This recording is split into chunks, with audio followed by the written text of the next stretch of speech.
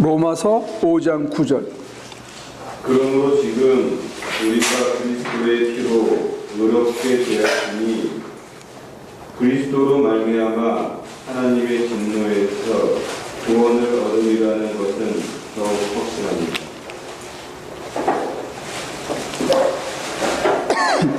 그리스도의 피로 의롭게 되었으니 이게 무슨 말입니까? 모니카 집사님. 잘 모르겠어요. 예수의 피로 의롭게 되었다 이겁니다. 예수님의 피가 어떻게 했다는 거예요? 우리를 이렇게 하셨다고요?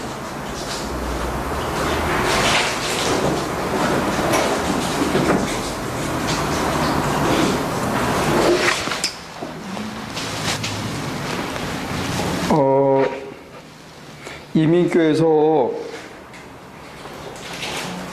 건드리지 말아야 되는 몇 가지 불문율이 있는데, 첫째가 과거사를 묻지 말 것,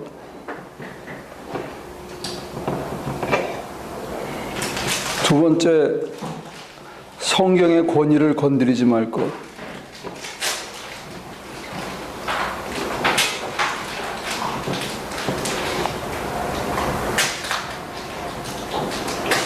세 번째가 친인척 가족 관계를 묻지 말 것. 이거 건드리면 문제가 된대요. 근데 지금 오늘 세 가지를 다 건드려야 돼. 무슨 얘기냐면요,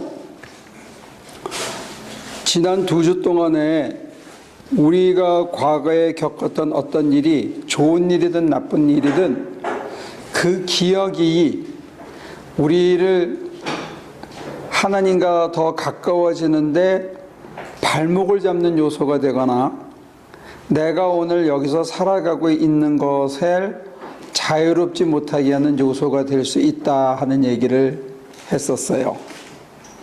그런데 그 뒷면을 살펴보면 조금 더 복잡한 게 뭐냐면, 예를 들어서 어떤 깊은 상처를 받았거나 억울한 일을 당했거나 내가 견디기 힘든 일을 겪었잖아요. 그러면 그거를 이렇게 뒤집어서 남에게 보복을 하거나 그걸 뒤집어서 자기를 핥히거나 그럴 수 있다는 거예요. 그러니까 그 과거의 영향이 오늘 나한테 임팩을 줘가지고 어떤 행동 장애가 나오냐면, 스스로는 멀쩡할 때는 해서는 안 된다고 생각을 해. 그리고는 할 때 그 짜릿함이 있어. 그리고 하고 나서 죄의식이 생겨요. 그리고 그걸 자기가 정죄해. 넌 나쁜 놈이야. 넌 왜 그랬을까? 그리고 하나님한테 회개를 해.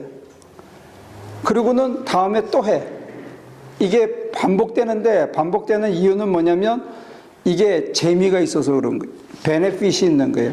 반복에 할 만한. 잘못된 걸 알면서도 계속 반복할 때는 그 할 만한 이유가 자기한테 이득이 있기 때문에 하는 거거든요. 그런데 그때 신앙적으로는 뭐가 문제냐면, 스스로가 스스로를 정죄하는 게 제일 문제예요. 그 행동 자체에 죄를 묻지는 않아요. 그건 미스컨덕트지, 그거는 기독교인들이 얘기하는 죄는 아니거든요. 죄는 하나님과의 관계인데, 그때 자칫하면 죄를 범할 수 있는 게 뭐냐면, 스스로가 넌 틀렸어, 넌 나쁜 애야, 네가 그런 짓 하면 안 돼라고 자기가 자기를 정죄하는 거, 이게 하나님의 자리에 올라가는 거거든요. 근데 이게 베네핏이 있기 때문에 이 체인 오브 리액션으로서 끊임없이 이게 반복되고 있다는 거예요. 그래서 과거를 직면시켜 줄 때 우리가 가서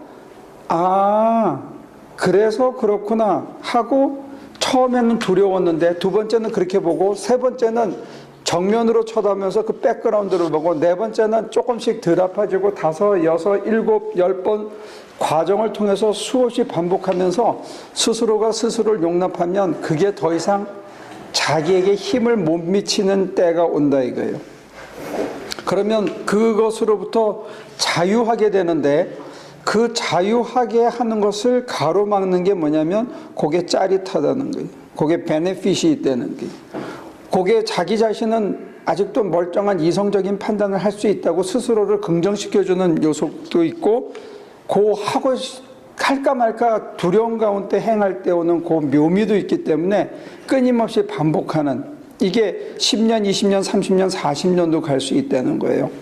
그런데 이것을 벗어나면 무덤덤해지고 무감각해지고 그게 별게 아니고 별 재미가 없는 일이 되어지면 그것으로부터 자유하고 그 시간이 딴 데 쓸 수 있는데 우리가 그게 단 이례적인 사건과 과거를 살펴본다고 해서 이루어지는 게 아니라는 거예요.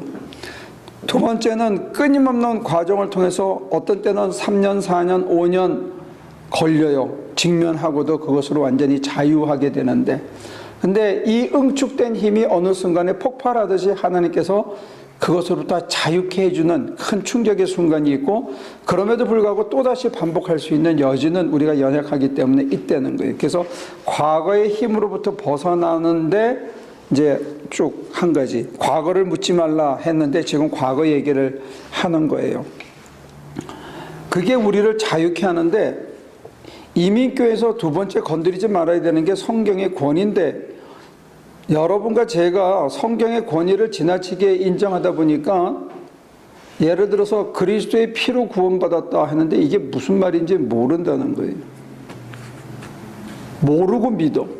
그리고 모르고 남한테 얘기하고 남이 뭐라 그러면 막 화내고 주장하고 그러는데 자기는 이게 무슨 뜻인지 몰라. 예수의 피를 마신 적이 있어요?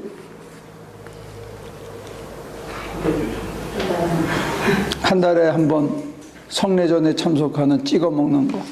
그 피가 뭐예요? 그 피로 구원받았대잖아. 우리의 가장 기본적인 교리고 기독교의 파운데이션인데 그게 진짜 내게 내 삶에 뭘 뜻하는지 우리가 잘 모른다는 거예요. 그리고 그런 거는 물으면 안 돼. 신성모독이 되기 때문에 다 아는 것처럼 생각하고 다 알고 있다고 전제하고 설교하고 다 아는 것처럼 말을 하는데 진짜 예수의 피가 뭔지를 설명해 볼 수 있냐 이거예요. 그게 왜 중요하냐면 예수님의 제자가 된다는 얘기는 결국 저와 여러분들이 예수님처럼 피를 흘려야 된다는 얘기가 되거든요. 그러면 여길 찢어서 피를 흘릴 거야? 아니면 옆구리를 누가 와서 찔러줘서 피를 흘릴 거야? 아니면 못이 베껴서 피를 흘릴까? 우리가 도대체 피를 어떻게 흘려야 되냐 이거죠.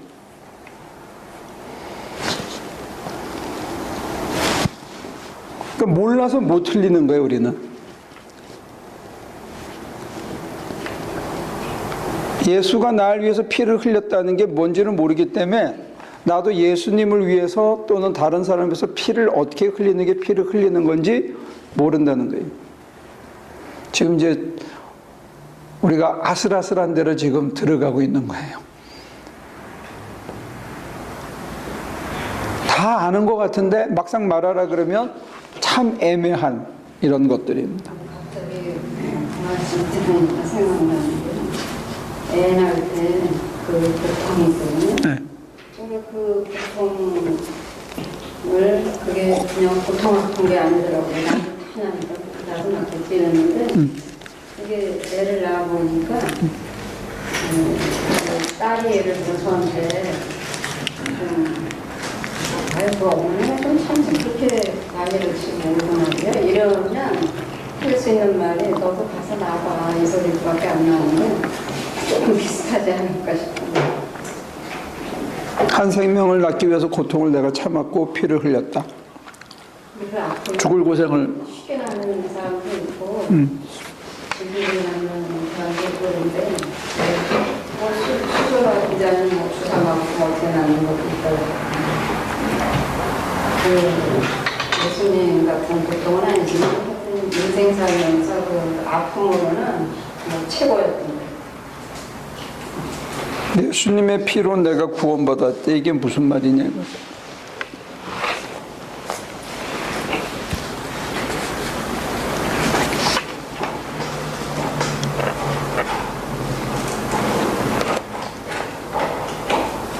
다시 돌아가면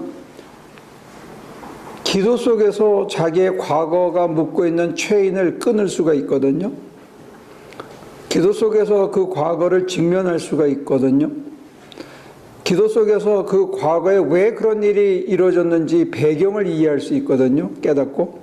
기도 속에서 그렇게 만들었던 주변의 인물들을 내가 용납해 줄 수 있게 되거든요. 기도 속에서.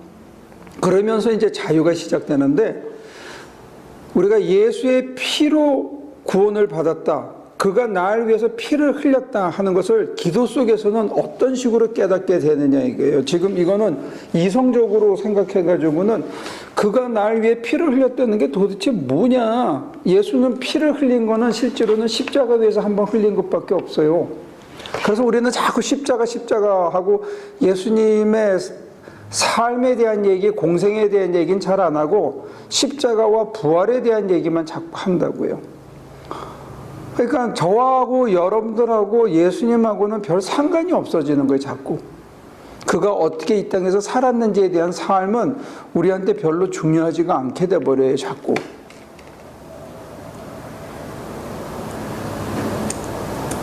이게 가장 기본적이고 가장 초급 교리인데 가장 대답하기 어려운 교리가 예수께서 나를 위해 피를 흘렸다는 게 도대체 뭔 소리냐 이거지.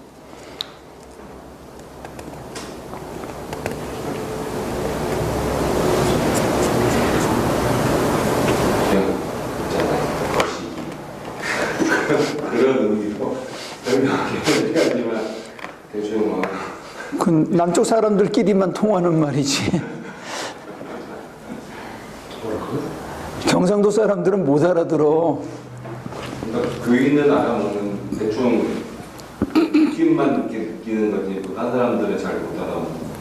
교인들끼리도 그냥 그렇지 이렇게만 하지 그게 뭔지 모르기 때문에 그 맛을 기도 속에서 그 맛을 생활 속에서 우리가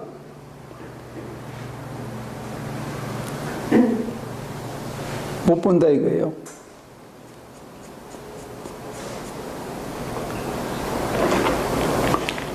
이 불투만이라는 신학자는 이런 걸 비신화화 시켜야 된다 이렇게 얘기를 했었어요.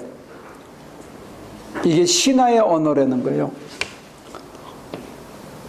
문제는 뭐냐면 2000년 전에 3층 구조의 세계관을 갖고 있는 사람들이 그 우주관에 합당한 언어로 진리를 설명을 했다는 거 하나. 두 번째, 신의 이야기를 인간의 얘기로 할 때는 신화적인 틀 속에 들어갈 수밖에 없다 이런 얘기를 하거든요. 그러니까 이걸 인간의 언어로 인간의 언어로 표현은 돼 있지만 인간사의 개념으로 이해를 하려고 그러면 이게 도저히 이해가 안 되는 단어들을 우리는 그냥 악착같이 외우고 그리고 그 외운 단어의 현실적인 의미를 믿고 있다 이게요. 이거는 신의 언어인데. 그래도 이때 당시 사람들은 이 말뜻이 뭔지는 알았다는 거잖아요. 알았으면 로마서를 안 썼지. 몰랐으니까 로마서를 구구절절히 써서 설명을 한 거죠. 그러니까 그리스도의 피라는 단어를 쓴 건 그 사람들이 그렇게 얘기를 하면 그 사람들은 이해를 할 수 있는 거예요. 아마 바울만 이해했을지도 몰라. 그러니까 이 당시에 거시기 하면 그래 그거. 근데 시간이 지나면서 그게 뭔 뜻이야 이럴 수는 있어. 그것도 그럴 뿐더러 초기의 조차에서도 교리 교사들이 있었다는 얘기는 그 얘기를 잘 이해를 못했기 때문에 교리 교사들이 그걸 설명을 했죠.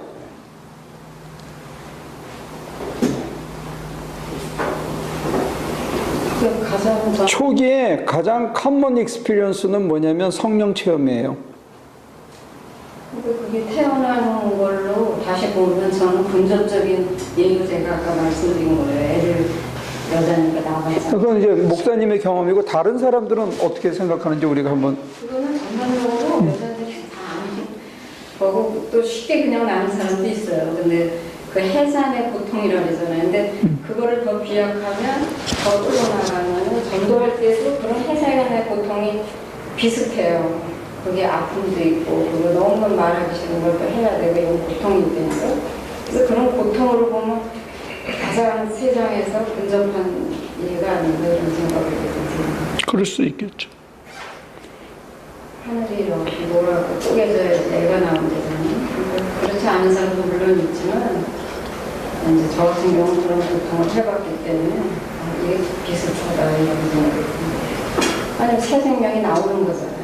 내가 죽어야지 나온다는. 그리스도의 피로 우리가 의롭게 되었고 그리스도로 말미암아 하나님의 진노에서 구원을 얻으려는 것을 확신합니다. 이게 하나님과 그리스도 예수께서 하시는 일을 인간의 언어로 표현을 했기 때문에 인간사에 나오는 우리들끼리의 피를 흘리고 우리들끼리의 그 사람 덕분에 내가 뭘 한 자리 얻었다. 내가 우리 엄마 덕분에 우리 엄마가 죽을 고생을 했기 때문에 내가 이렇게 태어났다. 이 의미의 위상이 다르다는 거예요.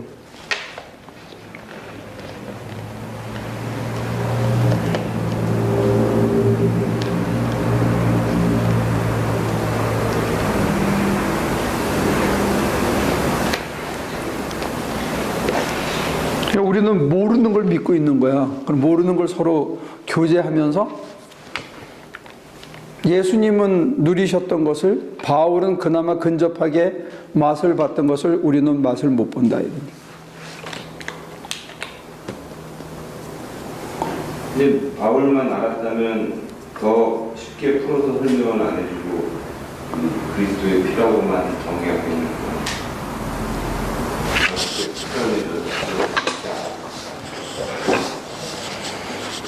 글쎄 말이야. 왜 그러셨을까?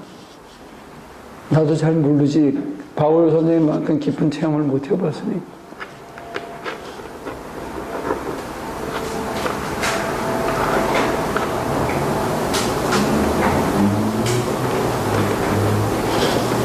그리스도의 피로 의로워졌어요?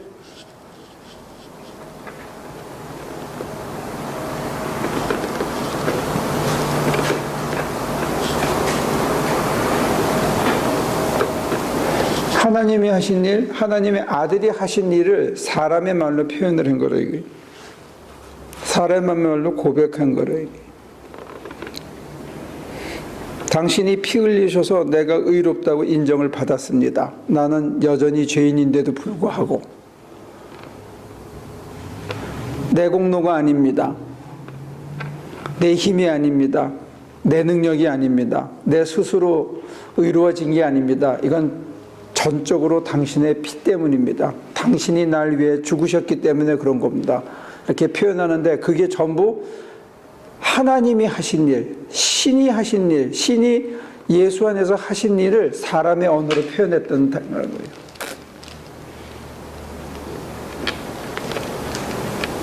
이걸 사람의 말로 다시 해석하는 작업을 그 불투만이라는 사람은 조금 경망스럽게 비신하하라고 얘기한 거예요. 그러면서 자기도 좀 이상하니까 비신화라는 말이 좀 이상하니까 탈신화가 맞나? 적절한 표현은 없지만 좌우지간 신화의 틀 속에, 신화라는 그릇 속에 기독교의 진리가 고백되어져 있다. 이렇게 이제 한 걸음 물러섰죠. 지금 오늘 우리는 내 공로, 내 힘, 내 능력이 아니라 이게 예수님 때문에 그가 죽으심으로, 그가 피를 흘리심으로 내가 지금 이렇게 되었다 하는 그런 얘기를 하는 거예요. 이게 도대체 뭔 소리냐 이거죠.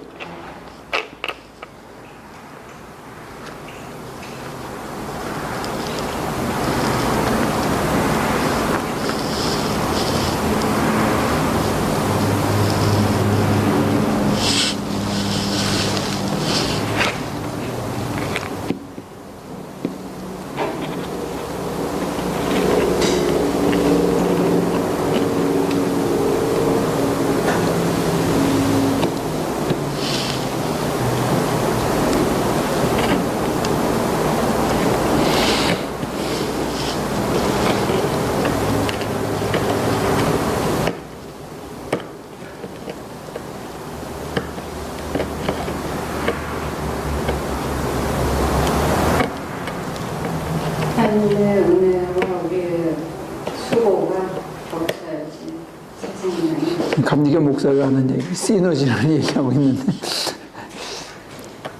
합작을 해야죠. 뭐 예수님 하신 거라면서. 우리들도 가만히 있으면 안 된다 지금.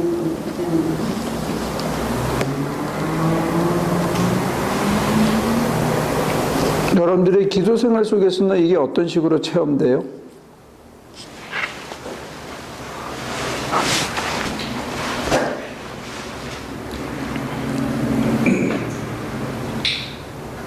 기도할 때 이게 6, 7, 8절 보면은 그러니까 선한 사람을 위해서도 감히 죽을 사람은 없습니다. 그러나 우리가 아직 제한되었을 때 그리스도께서 우리를 위하여 죽으셨습니다. 이제 하나님께서 우리에 대한 자기의 사랑을 실천하셨습니다. 그러니까 이렇게 된다는 건 잘 모르겠지만 아 주님이 나랑 함께 하시는구나, 나를 정말 사랑하시는구나 라고 그냥 순간 팍 가슴에 이제 박히게 되는 그런 쪽으로 가지 않나. 그때 전지수는 확 받아들이는데 예수님은 그때 피를 쫙 뿌렸어? 얼굴에다가? 그건 아니죠. 그러면 이 피라는 단어가 뭘 뜻하는 거냐? 그러니까 그 앞절에 나와 있는 뭐요? 그걸로 보면 그리스도께서 우리를 위하여 죽으셨다. 그 기도해서 이렇게 찰 때 예수님이 내 앞에서 확 죽으시는 게 보여? 이게 무슨 표현이야? 죽으시는 건 안 보이는데요. 근데 그냥 십자가에 못을 박히시거나 뭐 창에 찔린 뭐 그런 이게 뭐 연상 같은 그럴 때 뭐 저도 그런 같이 그거는 비신앙화 시키는 게 아니고 이 문자를 형상화 시켜가지고 이미지네이션을 동원하는 거죠. 그런 느낌을 갖는 거는 잘못된 건가요? 잘못된 건 아닌데 그거는 걔네들은 그걸 뭐라고 그러더라? 컨템포레이션인가 그렇게 표현을 하죠. 개인적인 체험에 있어서는 그런 경우가 종종 많잖아요. 그래서 하나님이 나를 이렇게 아프셨나? 아니면 뭐 이런 뭐 감히 이거를 뭐 표현할 수는 없겠지만 그냥 느껴지는 그런 고통. 십자가에 달리신 그의 주님의 형상이 날 향해서 말씀을 던지실 때 내 너를 위해 죽었노라 이래서 팍 와닿다. 뭐 그런 얘기? 그럴 때도 있잖아요.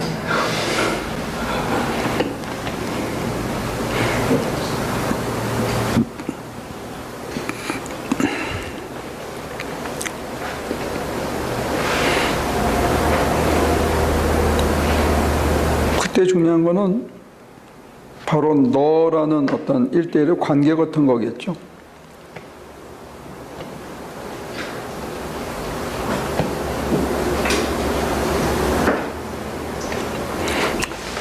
오늘 너무 터프한 주제를 다루나?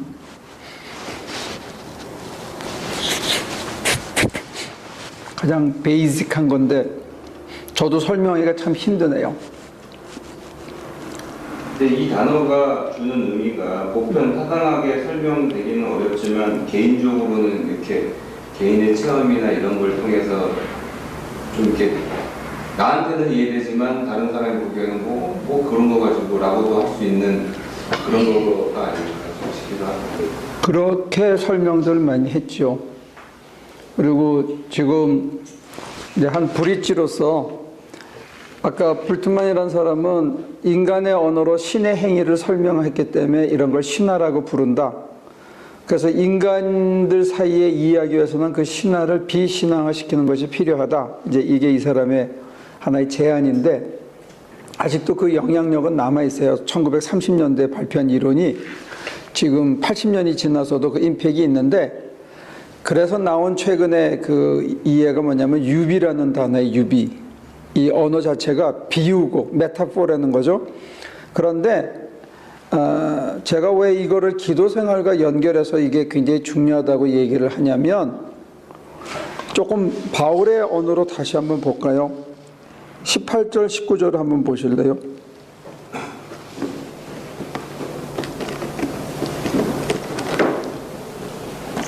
그러니 한 사람의 범죄 행위 때문에 모든 사람이 유죄 판결을 받았는데 이제는 한 사람의 의로운 행위 때문에 모든 사람이 의롭다는 인정을 받아서 생명을 얻게 되었습니다.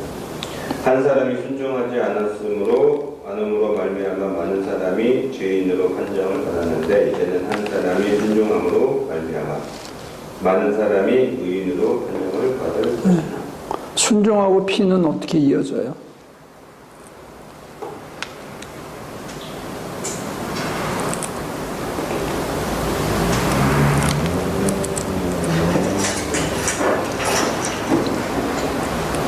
하기 싫은 걸 억지로 하려고 하니 피가 나는가?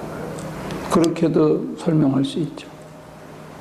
바울의 언어로 얘기하면 피와 순종은 거의 같은 위상에 있는 단어예요.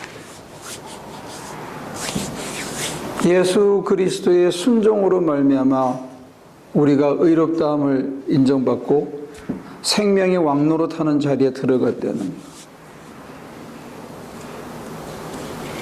근데 그 순종이 도대체 뭐냐 이게.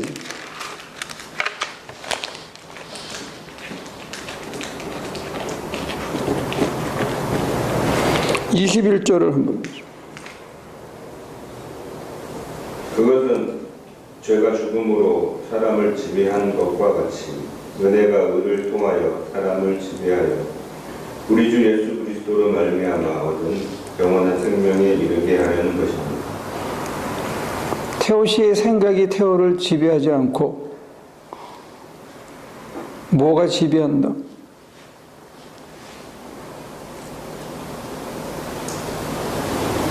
하나님의 사랑이, 하나님의 은혜가, 하나님의 의가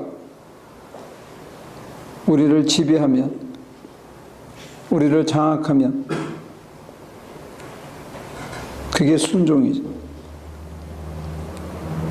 그 순종이 되어지는 게 피를 흘리는 거고 죽는 거네, 기도 속에서.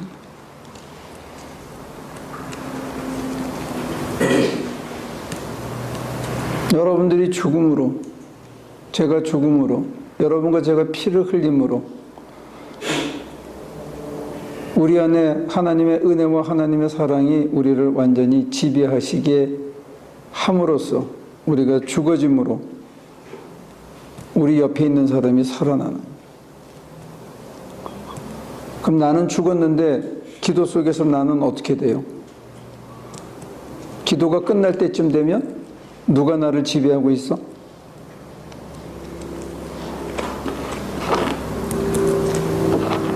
하나님이 내 마음과 내 혼과 내 육을 지배하고 계신.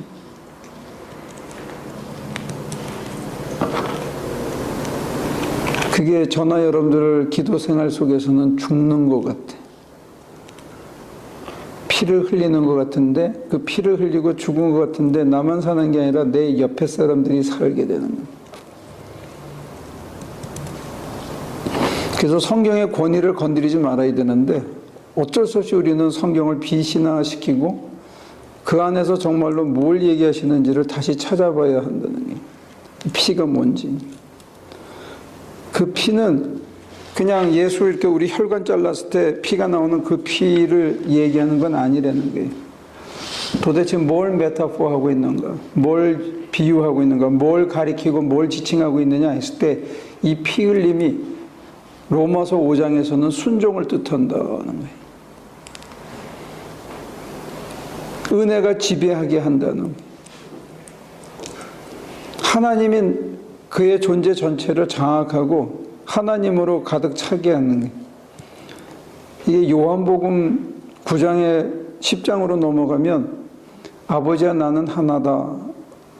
내가 아버지 안에 아버지가 내 안에 이럴 때 하나님이 자기의 모든 생각을 지배하는 거예요.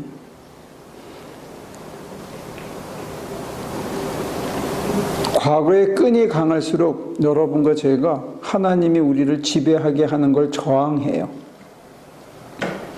여러분들이 집착하고 붙들고 있는 게 강할수록 하나님이 우리를 지배하고 하나님의 은혜가 우리를 장악하려고 그럴 때 저항하는 게 크다는 거예요. 내 생각이 클 때 그 지배하는 거 저항하게 되는 거죠. 현실에서는 논리적이라는 게 사람들에게 설득력 있게 설명하는 데 큰 장점이고 계산이 빠르다는 게 현실을 사는 데는 큰 장점인데 현실에서의 어떤 성실함 같은 것도 굉장한 장점이에요. 그런 인간적인 모든 장점들이 하나님의 은혜가 그 각 사람을 지배하게 하는 거를 저항하게 하는 요소로 쓰일 때가 있다는 거예요. 사람이 반듯하게 조신하게 살아가고 체면을 중시하게 생각하고 행동을 반듯하게 하는 거 굉장히 중요한데 그것 때문에 하나님 앞에 자기가 전폭적으로 죽어지지 못하는 그런 요소도 된다는 거예요. 인간적인 강점이 인간적인 탤런트가 하나님 앞에 완전히 자기가 죽어지고 순종하고 하나님이 자기를 지배하는 것을 저항하게 하는 그것 때문에 걸림이 되는 과거 때문에 걸림이 되는 것뿐만이 아니라 인간의 독특한 탤런트나 재능이 하나님이 나를 장악하는데 저항하는 요소로 쓰일 수 있다는 거예요. 미스터 가 너무 이게 정확하다. 이게 하나님이 그걸 뛰어넘을 때 내가 그걸 수용하기가 하나님이 나를 지배하게 하기가 힘들다 이게. 이해가 됩니까? 죽는 것 같은 고통이 있고 그걸 피를 흘리면 옆에 사람이 편해져. 응? 베리 집사가 편해지고 스텔라가 편해지고 아니 정말이야. 잘 생각해봐. 어? 뭐라고? 그 꼴을 못 보겠다고? 남이 편해지는 꼴을 못 보겠다고? 그러면 취소.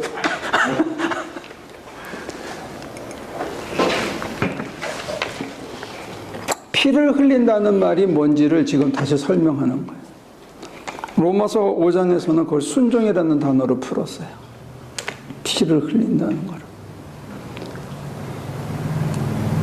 죽음이라는 단어도 같은 맥락에서 풀었어요.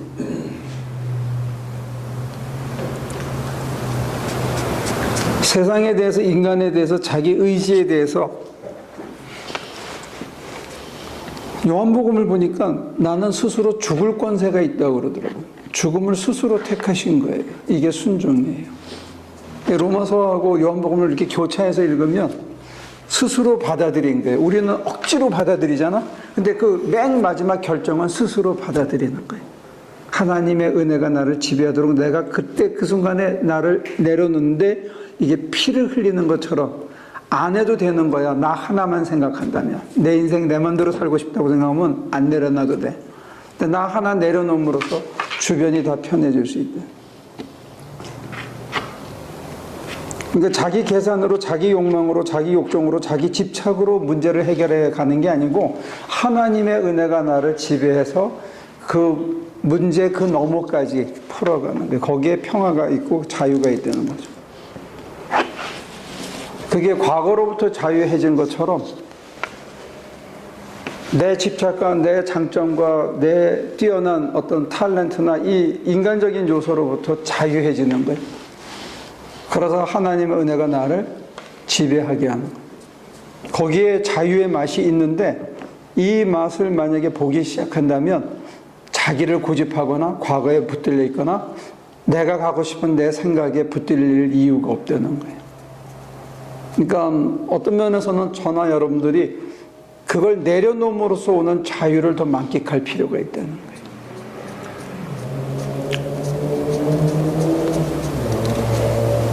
조신한 사람들은 좀 덜 조신할 필요가 있어. 좀 이렇게 좀 늘어질 필요가 있어. 풀어질 필요가 있고 내가 내 체면을, 내 얼굴을, 내 교양을 이렇게 갖추려고 하지 말고 하나님이 하게 하시는 거예요.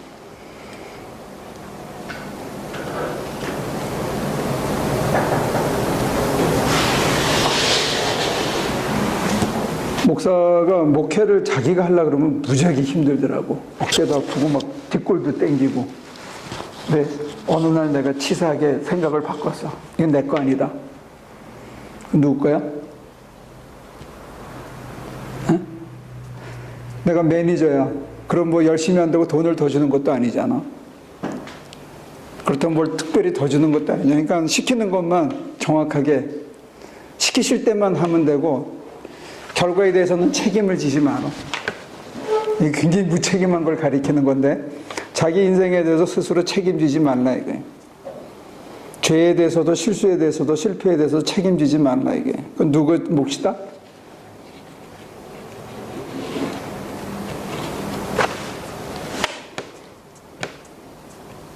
하나님 거면 하나님이 책임지실 일이다. 그렇게 생각하면 굉장히 릴리즈가 돼요.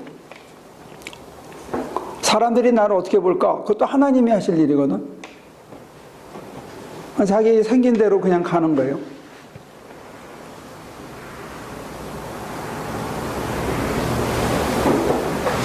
이것도 자유고 이것도 순종이에요. 최종적인 책임과 권한을 하나님께 맡기고 하나님이 하시게 하는 거죠.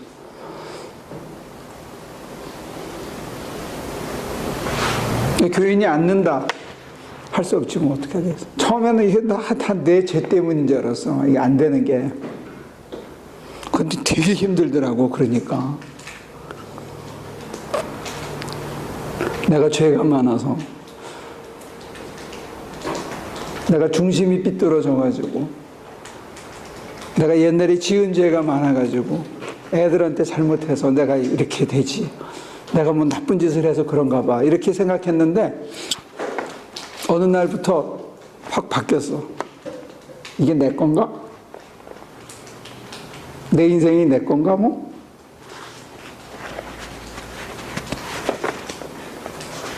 누구 건데? 저한테 잠깐 맡겼다가 마음에 안 들면 딴 사람 시킬 거 아니야. 그지? 주인이? 시킬 때까지만 하면 되지 뭐.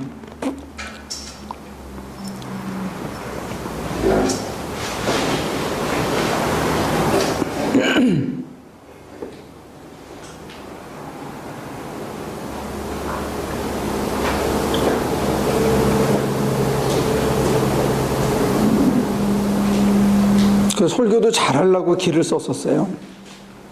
그 사람들이 은혜 받았다 그러면 기분이 좋고 내가 죽을 쓰고 나면 막 괴롭고 힘들었거든. 내 생각을 바꿨어. 하는 만큼 하는 거지. 뭐 내가 뭔 설교를 잘해. 그냥 주시는 대로 전하고 안 되면 할 수 없는 거지. 어떻게 하겠어.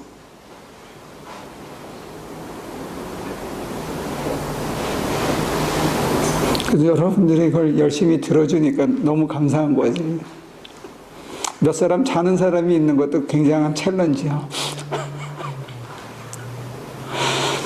다 하면 해봐. 내가 제일 놀랄 거예요.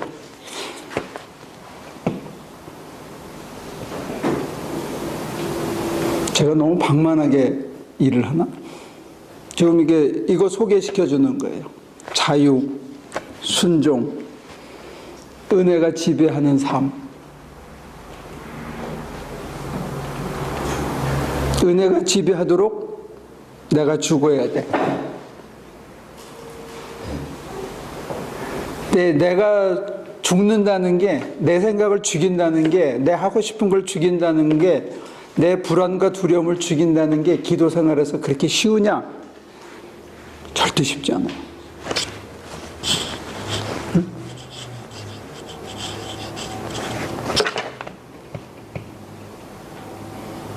밤을 새우고 불과 5초 사이에 생각이 확 바뀔 수도 있는데 그걸 위해서 몇 시간을 사모하고 맡기고 발버둥 쳐야 될 때도 있다는 거예요. 안 하고 버티는 거 하고 그렇게 발버둥 치고 5초, 10초 사이에 획 바꿔놓으시고 나서 달라진 마음 자세로 살아가는 거하고 어떤 게 더 자유로운가요?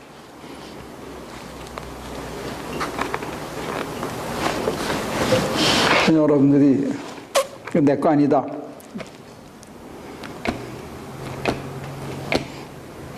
순이야, 쟤 보고 이렇게 쳐다봐봐. 쟤 내 남편 아니다. 이렇게 생각해봐.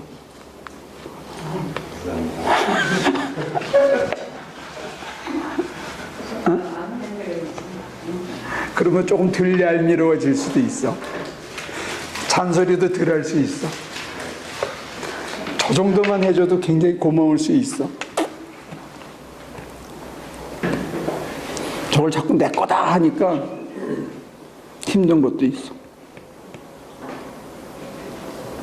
전 누구 거다?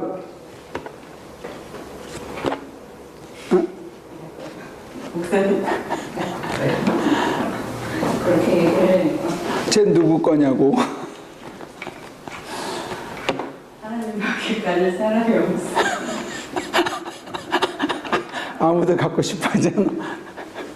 하나님밖에 안 갖고 싶어요? 그럼 하나님 거네.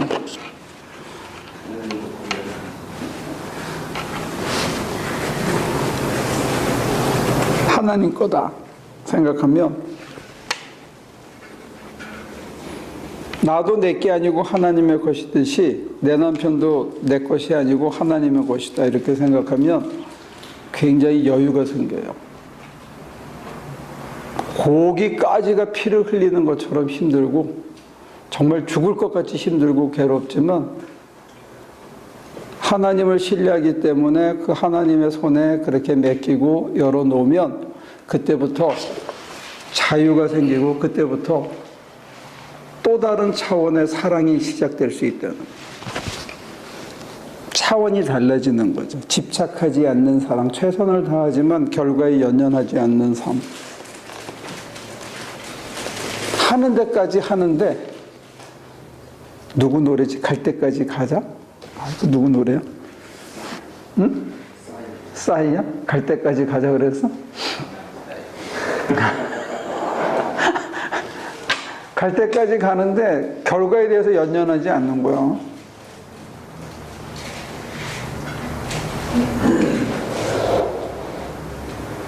그게 사람을 조금 느긋하게 해준다는 거예요. 지금 저는 전부 해석을 통해서 가장 현대적인 언어로 비기독교적인 언어로 지금 풀이해드리고 있는 거예요. 시장통의 언어로. 하나님이 나를 지배하게, 은혜가 나를 지배하게 하는 거예요.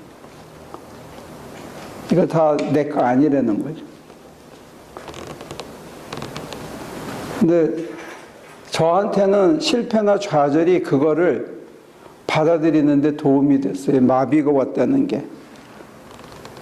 내 손, 내 발도 내게 아니더라는 게 어느 순간에.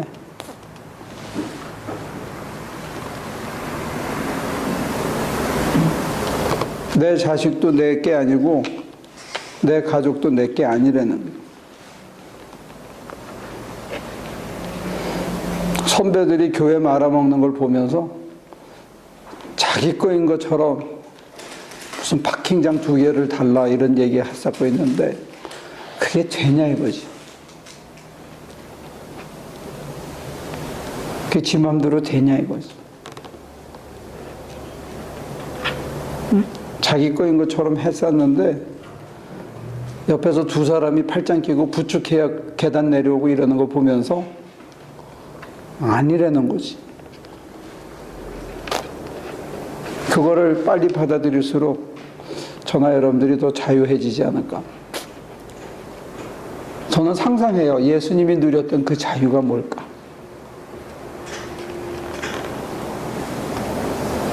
혼신을 다하고 최선을 다했는데 하나도 걸리지 않았다는 얘기거든.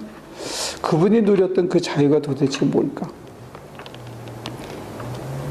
응? 그럼 여기서 순종이라는 것이 각자 개인에게 각자 개인이 제일 바라고 원하는 것에 반대. 지금 이 순간에 제일 못 넣는 거를 꺾어 분질러 트리는 거. 그게 죽음이고 그게 피. 거기에 생명이 있는 거. 거기에 의의가 있는 거고 거기에 자유가 있고 거기에 평화가 있다는 거. 거기에 부활과 생명이 있다는 거.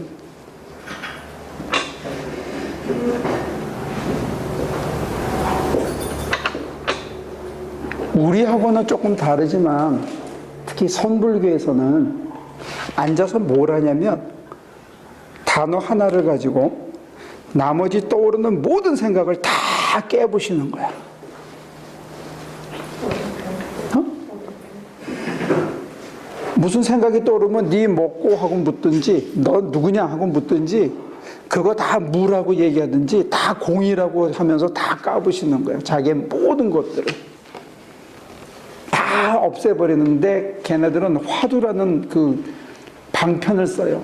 우파야라 그래가지고 그 방편으로 내게 떠오르는 모든 생각을 하자는 거고, 지금 우리가 하는 방식은 산 제물로 내가 떠오르는 모든 생각, 욕망, 내 주장, 내 거라는 소유욕, 내 생각, 내 판단을 우리 주님께 산 제물로 드리자는 거예요. 방식은 다르지만 하는 대상도 다르지만 맥락은 같은 거예요. 그러니까 내가 뭐 어떤 얼마나 선한 생각을 한다고 생각할지라도 그렇죠. 그것에 반대. 그것을 드리고 하나님이 나를 지배하게 하려는 거예요. 그것을 그냥 드리면 되는 거예요. 어떤 때는 두려움이 나를 장악할 때가 있어요. 자기는 그걸 모르는데 앉아서 한참 있다 보면 그게 무지무지하게 두려움 때문에 내가 이상한 행동이 나오는 거야. 그게 순종이에요. 그 두려움을 드리는 게 순종이다. 근데 그게 죽음이라고요. 현재의 나를 죽이는 거예요. 아사, 내가 죽어 영이 나를 지배하게 하는. 이게 기도 생활이에요. 내가 너무 좋아한다든지, 내가 너무 싫어한다든지, Exactly. 내가 너무 뭐를 바란다든지, 내가 너무 피하고 싶다든지. 그렇죠.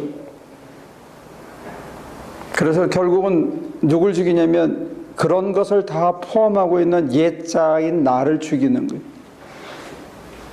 그게 죽음이에요.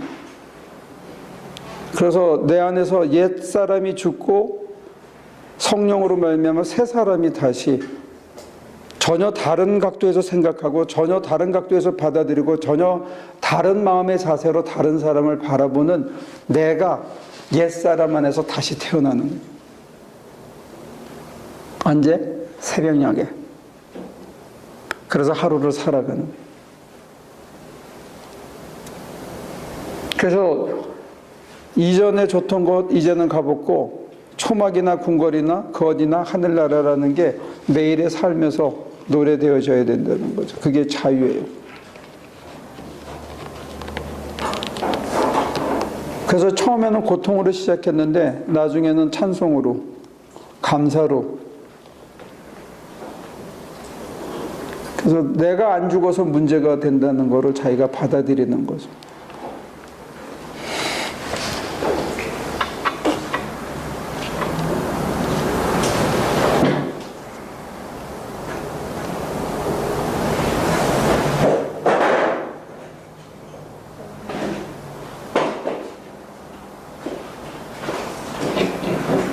순종을 우리는 법규를 지키는 걸 자꾸 순종이라고 착각하고 있어요. 그거는 바리새인이 되는 거예요. 어떤 윤리적으로 반듯한 행동을 하는 것, 이것을 신앙생활이라고 생각하는데 그거는 바리새인이 되는 거예요. 그리고 정결해지는 게 무슨 정숙해지는 거, 이걸 신앙생활인데 그건 SNF화가 되는 거예요. 안 두려운 사람은 어떻게 해야 돼요? 네? 안 두려운 사람은 어떻게 해야 돼요? 두려움이나 자기 속에 뭐가 있거나 어떤 집착이 있든지 간에 그거를 피를 흘리는 마음으로 죽여야 되는 거예요. 그걸 주님께 다 드려야 된다는 거예요. 그럼 뭐가 두렵다는 거예요? 네? 뭐를 두려워하는 아니, 어떤 때는 두려움도 다 떨쳐버렸는데 어느 순간에 막연하게 두려움이 찾아올 수 있다는 거예요. 근데 그것도 집착만큼이나 불필요한 애착만큼이나 버려야 할 것들이라는 거예요. 죽여야 할 것들이라는 거예요. 공포도. 실존주의자들이 제일 강조하는 거는 anxiety예요. 불안. 이유 없는 막연한 불안 때문에 시달리는 사람도 있어요. 그 불안으로부터 자유해지는 게 뭐냐? 은혜가 지배케 해야 된다는 게. 하나님의 사랑이, 하나님의 능력이, 하나님의 뜻이, 하나님의 시간표가, 하나님의 계획이 나를 지배케 해야 된다는 거예요. 그래서 하나님이 지배하는 내가 새로운 자아라는 거.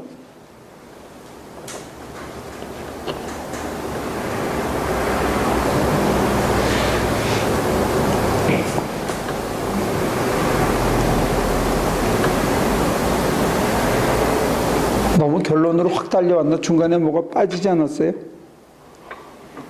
이해가 돼요? 과거로부터 치유되고 과거를 새로운 각도로 쳐다보고 과거를 덤덤하게 아 그렇구나라고 도닥거리며 만질 수 있어야 오늘 내가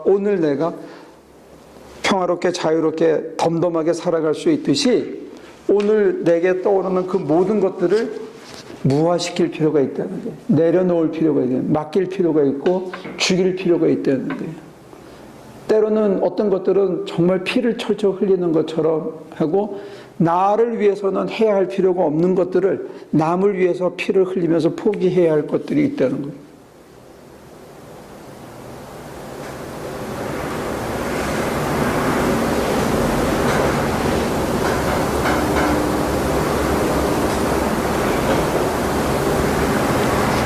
하나님이 나를 지배케 하면 평안해지고 여유로워지고 조금 더 느긋해질 수 있다는 거예요.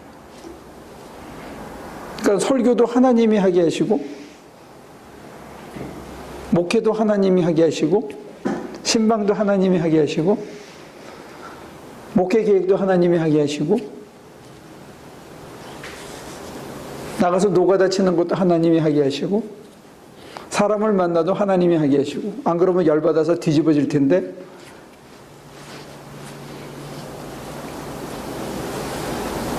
열이 확 올라올 때 하나님이 하게 하시고 안 될까? 잘 안 되죠. 그게 다 쉽게 됐으면 그 쉬운 길을 많은 목사님들 저의 개인적으로는 핑계라고 생각한다면 다 그분들이 스트레스를 받고 싶지 않지. 스트레스 받으면 내가 보면 신학의 결여 때문에 그렇다고 생각해. 그래서 제가 여러분들의 신학 공부를 엄청 시키고 있는 거예요. 근데 이 말씀을 목사님만 하시는 건가요? 이런 식으로는 안 풀지요? 이런 여러 가지 이런 식으로는 안 풀지요? 이거는 불투만을 받아들여야 되고 불투만을 받아들인 만큼 기도 생활을 해야만 나올 수 있는 거죠. 근데 제가 이걸 잘나서 한 게 아니고 끌려와서 이렇게 한 거죠. 죄가 많아서.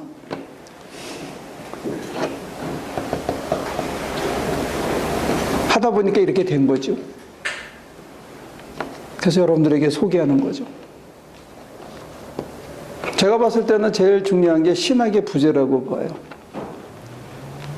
학교에서 배운 거 따로, 학교에서 배운 걸 20년, 30년 현장에서 자기가 끝까지 밀어서 해봐야 된다고 생각합니다. 그 다음에 이거를 몸뚱아리로 이겨봐야 지난 주일날 이 본문을 요 앞에 본문만 하면서 제가 이런 걸 소개했어요. 주일 성경 공부를 여러분들이 녹화된 걸 잠깐 보면 알겠지만 저는 전태호 집사가 피를 흘리는 걸 봤다. 언제? 이동원 선교사안에 가서 그 옥탑방에 올라가는 계단을 만들 때 나는 전태호 집사가 피를 흘리는 걸 봤다는 거예요. 뭔 소리인지 이해가 돼? 설명해봐. 어? 뭔 소리 하고 있는 것 같아요? 여러분들은 다 올라갔지? 저하고 장로님하고 전태호 집사만 남았거든? 그때 거의 새벽 1시가 다 됐을 거야 아마. 그때 나는 전태호 집사가 거기서 피를 흘리는 걸 봤어.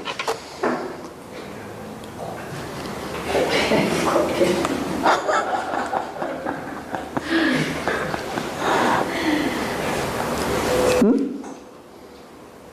아니 이건 굉장히 상징적인 메타포를 썼는데 여러분들이 그 피라는 단어를 들으면서 뭘 느꼈어? 있을 수 없는 것이 아니 그 현장에 있었던 사람이 그런 얘기하면 그거잖아요. 기적이잖아. 기적을 봤다. 그 다음에 모니카는 뭘 느꼈어? 평생 한번 따져갈 수 있는 아니 일단 입이 나왔어야 되는데 입이 안 나왔고 목이 그렇게 되고 운전했는데 그게 안 했으니까 피를 흘린 거지. 뚜껑 열기는 엄청 놀랍게.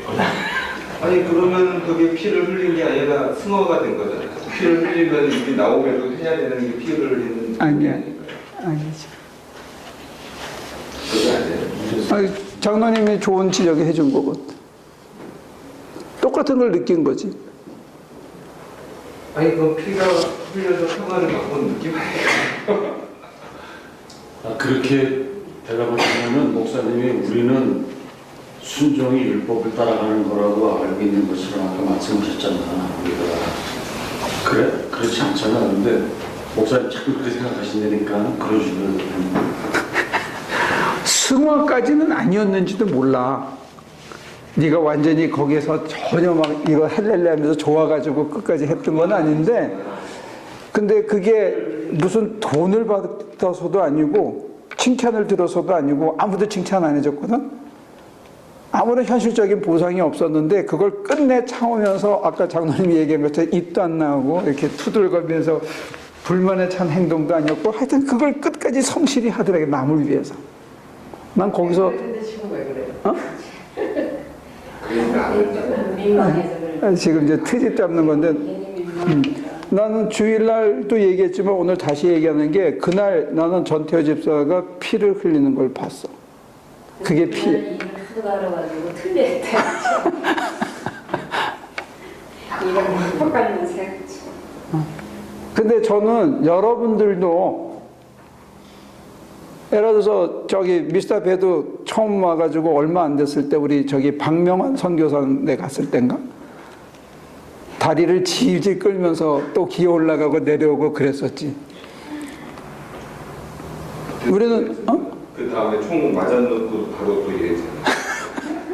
일단님은 가셨죠. 그래서 그 다음에 쌌다. 그러니까 어떤 그런 상황에서 우리들은 그런 유사한 모습을 볼 수 있다는 거예요. 근데 그게 누적되고 축적되면 성품이 바뀐다고. 그게 누적이 되면. 그러면 장순이가 얘기해. 어? 누적이 되면 어떻게 됐는지. 장순이가.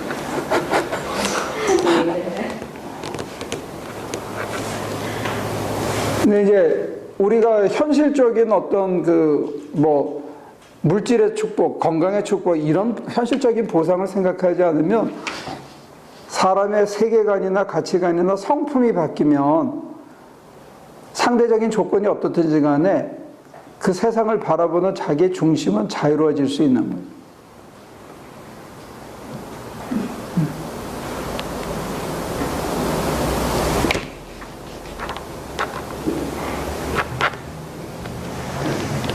그게 다른 사람에게 임팩을 준다는 거예요. 다른 사람에게.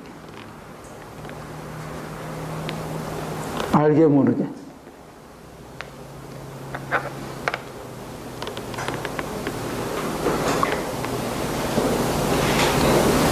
저는 여러분들이 피를 많이 흘리면 좋겠어요.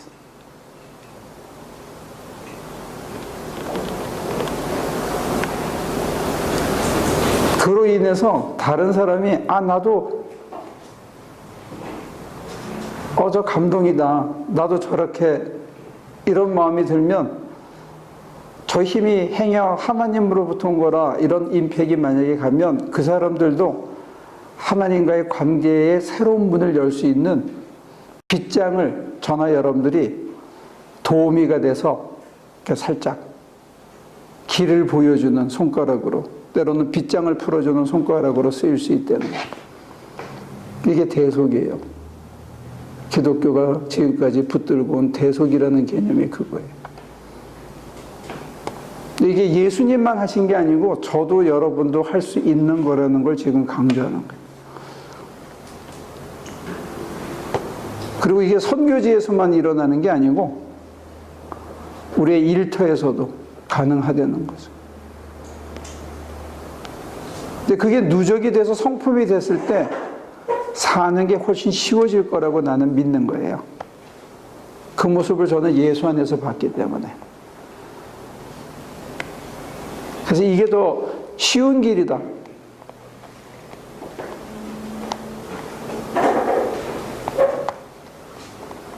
내가 이거 헛걸 믿고 있으면 여러분까지 고생하는 거지, 그지? 저는 이게 쉬운 길이라고 믿어. 피 흘리는 길이 쉬운 길이다. 남을 위해서 피 흘린다면 더더욱 이게 쉬운 길이다.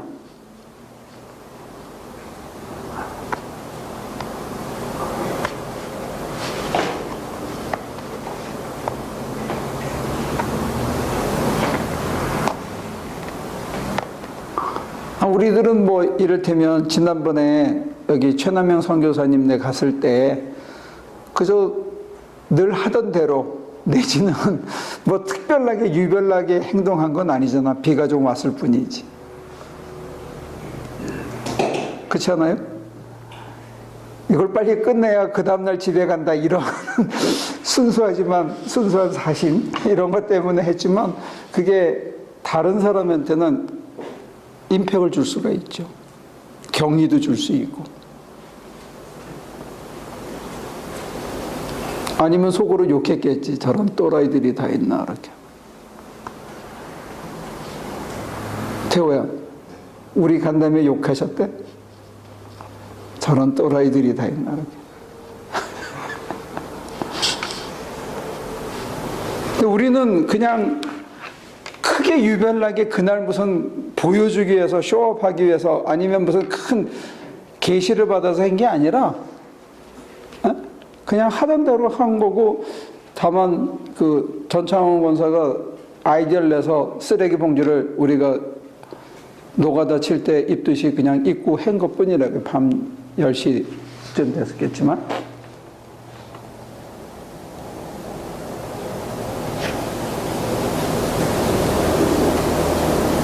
여러분들이 남을 위해서 피를 좀 많이 흘리시면 좋을 것 같아요. 거기에 어떤 인생의 짜릿함이 있습니다. 사는 게 밍밍하지 않고 좀 이렇게 이 오실리테이팅이라 그러는 이게 칙칙칙칙 이렇게 쏘아주는 이렇게 펄스가 올라가듯이 이렇게 촥촥촥 하는 그런 맛이 있다는 게 사할 때. 그게 우리한테는 삶의 신선한 충격이 되고 또 자극이 될 수 있다고. 오케이? 정리할게요. 하나님, 귀하고 참 좋은 식구들 만나서 바울 선생님이 얘기하셨던 그 피 흘림, 한 사람의 순종으로 말미암아 생명이 왕노릇하게 되었고 은혜가 지배하는 삶을 살게 되었다고 외쳤습니다. 2000년 전에 그 외침이 오늘 이 자리에서 우리 하나교회 식구들의 삶 속에서 다시 한번 재현될 수 있도록 도와주옵소서. 예수님의 이름으로 기도합니다.